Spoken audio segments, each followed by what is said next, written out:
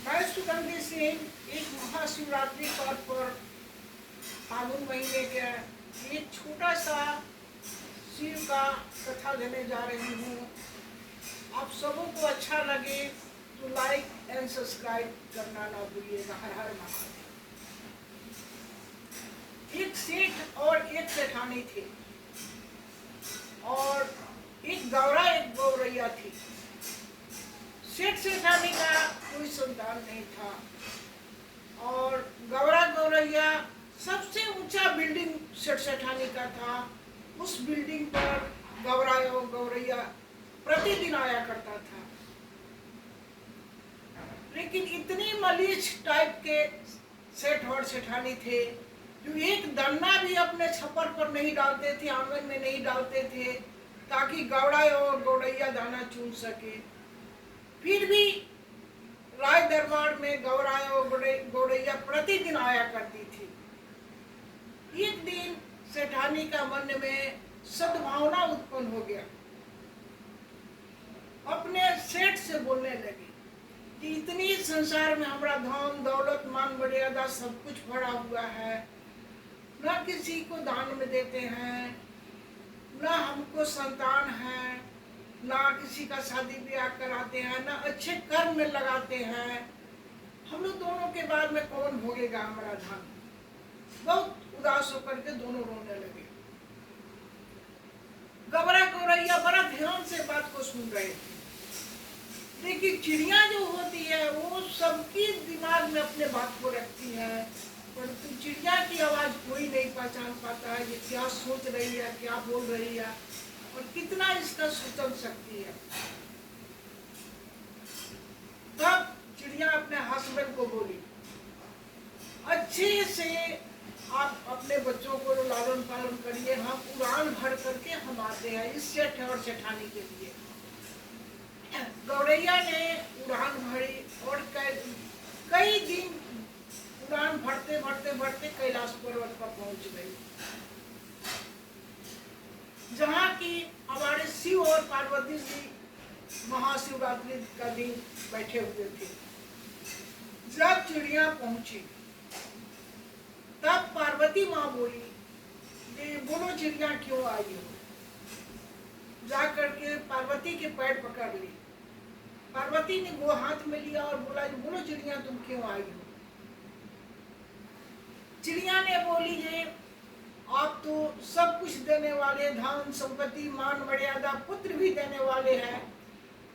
उस सेठ सेठानी को संतान आप क्यों नहीं देते हैं। उसका धन के भोगने वाला कोई नहीं है, उसके आंसू पोंछने वाला कोई नहीं है, उसकी गोद में खेलने वाला कोई नहीं है, इसलिए आप इस पर क्यों नहीं विचार करते हैं।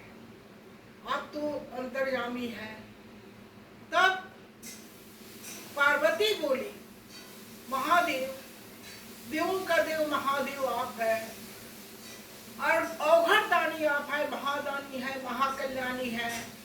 और एक सेठ और सेठानी के गोद में अगर बच्चा नन्हा कोना डाल देते तो शायद वो धन हो जाता, पृथ्वी पर उसका आंसू नहीं गिरता। तब कहने का मतलब महादेव बोले कि उसको पुत्र के सुख नहीं लिखा है भाग्य में, और कहने का मतलब ये होगा भी नहीं।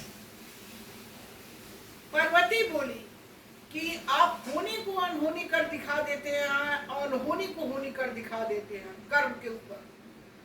तब एक सेठ और सेठानी के लिए नहीं सही, लेकिन इस दुनिया जो उड़ान भर के छोटा सा जान आई है, इसके लिए तो आप खुशी दे सकते हैं।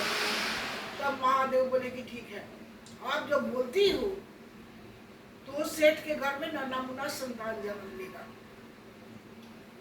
लेकिन उसके दिमाग पर जब आ जाएगा कि हाँ दान पुण्य भी कोई चीज होता है, नर निवेदन भी कोई चीज होता है, किसी से प्रेम पूर्वक बात विचार भी चीज होता है, तब उसके घर में नन्हा मुन्ना खेल सकता है। चिड़िया को जब ये एहसास हुआ जो उनको बच्चा होने को आए, तब चिड़िया सोचने लगी अपने बच्चे को अच्छा अच्छी चीज खिलाएगी और जूठा कट्ठा गिरेगा, हम हमारे बच्चे खाएंगे, हमारे हस्बैंड खाएंगे, हम खाएंगे, हम लोग सुखी हो जाएंगे। उसके घर में कोई है ये नहीं है तो जूठ गिराएगी कहाँ से, अन्न छिड़केगी कहाँ से। प्रतिदिन का हम लोग का वही स्थान है। आई तो राइट में वो सेठ और सेठानी का घर में पुत्र का उत्पन्न हुआ। बहुत खुश हुआ वो लोग। अच्छे अच्छे खाना पीना खिलाने लगा, सब कुछ करने लगा। चिड़िया के घर भी आबाद हो गया। जूठा काटा गिरता था, चिड़िया भी बहुत अच्छे से खाती थी, अपने बच्चों को खिलाती थी। एक महाशिवरात्रि बीता, दूसरा बीता, तीसरा बीता। जब 4 बीत गया तब चिड़िया सोचने लगी उसका भाग्य में तो संतान है ये नहीं है। हमने जबरदस्ती जाकर के शंकर पार्वती के निवेदन किए हैं, उसको संतान मिला है। इसका व्यवहारिकता में कोई परिवर्तन नहीं होता है, इस सुकर्म नहीं कर रही है तो इसके पुत्र 5वें साल में फिर नहीं रहेगा। फिर ये दुखी हो जाएगी, फिर हम लोग भी दुखी हो जाएंगे। फिर अपने हस्बैंड को बोली, बच्चों को, बच्चे तुम बहुत बड़े हो गए हैं, अपना खा पी सब कुछ कर सकते हैं और दाना चुन के ला सकते हैं ना, इसलिए हम ना लंबी उड़ान भरने जा रही हूँ। फिर कैलाश पर्वत चले गए। बोली जब हमारी बात तो सेठ और सेठान कुछ समझता ही नहीं है हम क्या कहना चाहते हैं। और उसके भंडारा से एक दाना भी इधर उधर नहीं होता है, किसी को शुभ काम में नहीं देती है, किसी को व्यवहारिकता में नहीं आती है, तब 5वें साल में फिर उसका लड़का अल्पायु हो जाएगा। आपको खुद के वहां पर जाना पड़ेगा। तब एक पंडित का भेष में शंकर भगवान और पार्वती जी आए। उन्होंने बोला जे आज हमको ठहरना दीजिए और थोड़ा सा खाना हमको दीजिए। थोड़ा बच्चे के प्यार लालन में उसकी मन नर्म निवेदन हुआ था। वो पंडित को बुलाई, पैर धोई, खाना खिलाई, सब कुछ की। उसके बाद में क्या हुआ कि वो बोला जे हमारे भाग्य में क्या लिखा है, तो तुम्हारे भाग में संतान सुख नहीं था, एक चिड़िया के कारण तुमको संतान प्राप्ति हुआ है, आज तुम्हारा घर हरा भरा हो गया है। तब बोली जे कौन सी चिड़िया सी, तब तक ये चिड़िया उड़ करके आ गई गौरा गौरैया। तब महादेव को बोले कि यही चिड़िया थी जो कि कैलाश पर्वत तक कई दिनों के परिश्रम कर करके 2-2 बार जा चुकी है तुम्हारे संतान के लिए, और तब हम लोग को आना पड़ा है आपको राइट बात देने के लिए। पंडिताइन का बात सुन के दौड़ करके उसके पैर पर वो जो सेठ सेठानी गिर गए। बोले आज के बाद से हमारे संतान को कुछ नहीं होना चाहिए, हरा भरा हमारा घर को रहना चाहिए। तब चिड़िया बोली, पंडित बोले महादेव और पार्वती बोलो चिड़िया क्या मांगती हो, 2-2 बार कैलाश पर्वत पर पहुंच गई, अगर शिखर पर आप पहुंच जाते हैं तो आप वरदान के हकदार होते हैं, पूजा पाठ में आपका सफल हो जाता है तो शुभ कामना के हकदार होते हैं। अगर लक्ष्मी सरस्वती की आवाहन करते रहिएगा तो आपको भाग्य की प्राप्ति होता है। इसलिए चिड़िया उड़ान भरी तो चिड़ियों को बोलते हैं कि तुमने गौरैया क्या लेगी। इस राजा का लड़का जो है कभी भी जीवन में अल्पायु नहीं हो।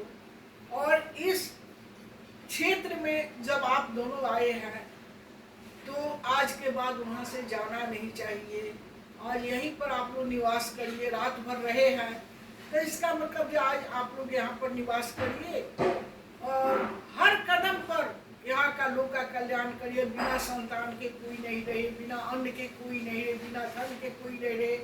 हर प्राणी का दुख का निवारण करिए। हर हर महादेव।